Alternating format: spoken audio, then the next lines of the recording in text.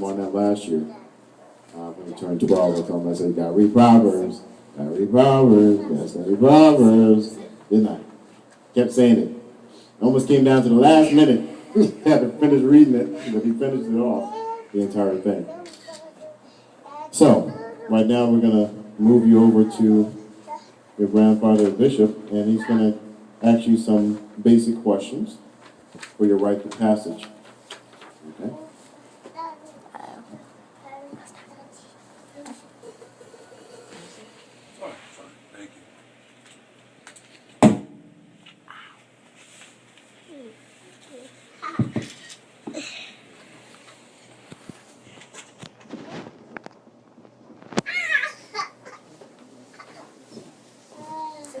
Thank you.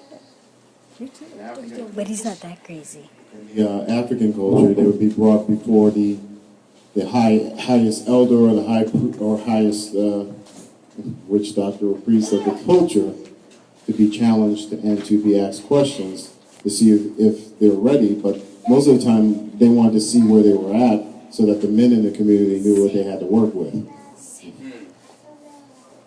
Part of eldership is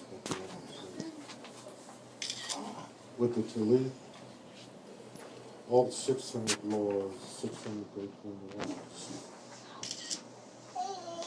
are in each of the knots that we have here. 5 and 8, 16, 613.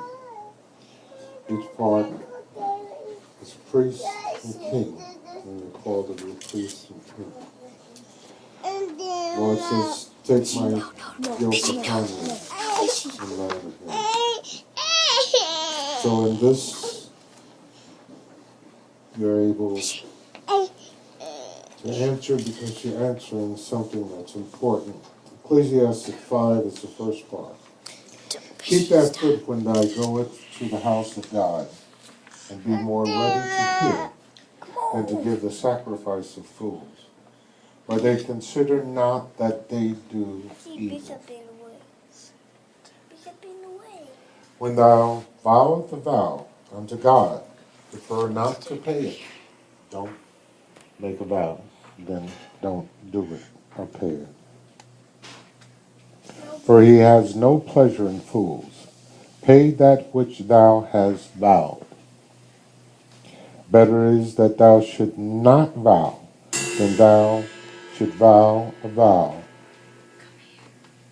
and not pay. Suffer not thy mouth to cause thy flesh to sin, neither say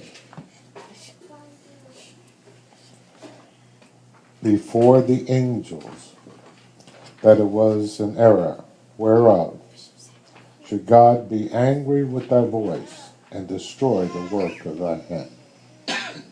Do you understand what you're about to do?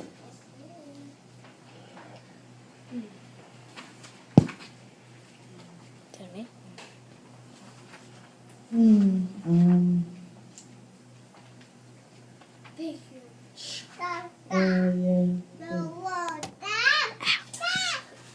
Become into adulthood to become a man.